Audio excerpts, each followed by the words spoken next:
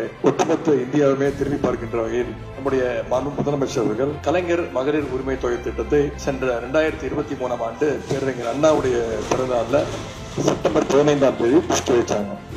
மகளிருடைய பொருளாதார விடுதலைக்கு துணை நிற்கின்ற இந்த திட்டத்தின் மூலம் ஒவ்வொரு மாதமும் சுமார் 1,14,00,000 மகளிருக்கு இந்த உரிமை தொகை நம்முடைய முதலமைச்சர் அவர்கள் வழங்கி வருகின்றார்கள்.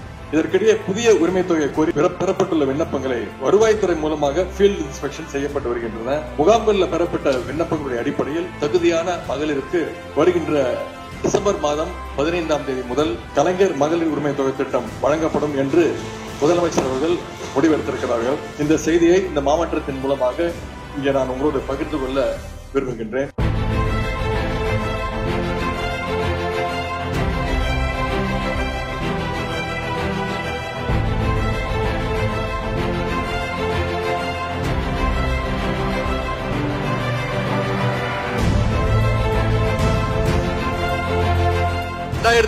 சட்டமன்ற தேர்தல் பொழுது உங்களுடைய உழைப்பால நம்முடைய தலைவர் அவர்கள் மக்களால் தேர்ந்தெடுக்கப்பட்ட முதலமைச்சராக வெற்றி பெற்று அந்த பொறுப்பில் அமர்ந்தார்.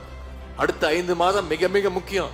வந்திருக்கக்கூடிய கள நிர்வாகிகள், கள வீரர்கள், நீங்க அத்தனை பேரும் அடுத்த 5 மாசம் மக்களோடு நெருங்கிய நேரடி தொடர்புல இருக்க வேண்டும்.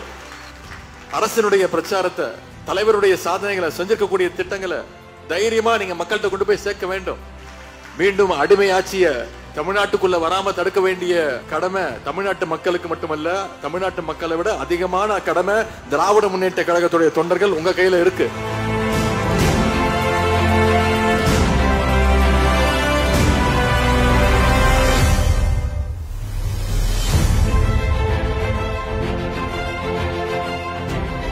தன்னுடைய வாழ்நாள் முழுக்க சமுதாயத்தை தூய்மைப்படுத்துகின்ற பணியில் ஈடுபட்ட தந்தை பெரியார் திடல்ல இன்றைக்கு தூய்மை பணியாளர்கள் சந்திக்கின்ற அந்த வாய்ப்பை நான் பெற்றிருக்கின்றேன். தூய்மை பணியாளர்கள் உங்களுடைய பணி போற்றத்தக்கது. குறிப்பா மழை காலங்கள்ல நள்ளிரவு 2 மணி 3 மணிக்கு அதிகமாக மழை பெய்கிறது, களத்துக்கு போவோம், எங்க தண்ணி தேங்கி நிற்கு பார்ப்போம், அங்க பணிகளை எல்லாம் முடக்கி விடுவோம்னு போய் பார்த்தோம்னா எங்களுக்கு முன்னாடி அங்க களத்துல பணிகளை மேற்கொள்ள ஆரம்பிச்சிருக்காரு. பாத்தீங்கன்னா இங்க வந்திருக்கக்கூடிய தூய்மை பணியாளர்கள் நீங்க உங்களை எல்லாம் முதல்ல சந்திப்பது எனக்கு மிகுந்த பெருமையை நான் கேள்விப்பட்டிருக்கிறேன். எங்க வீட்டுல அவருக்கு கிட்னி இதுவாயிடுச்சு. அது கலைஞர் காப்பீடு திட்டத்துக்காக அப்ளை பண்ணி இப்போ எங்களுக்கு கலைஞர் அதுல மாசமான 8,800 ரூபா போடுறாங்க.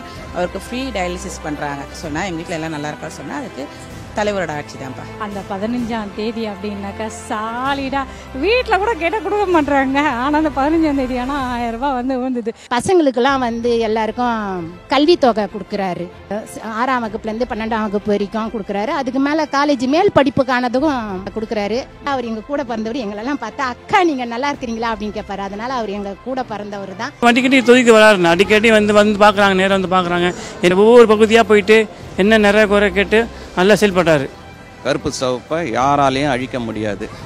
அது காலகாலமாக இருக்கிற கட்சி. உதயசூரியன்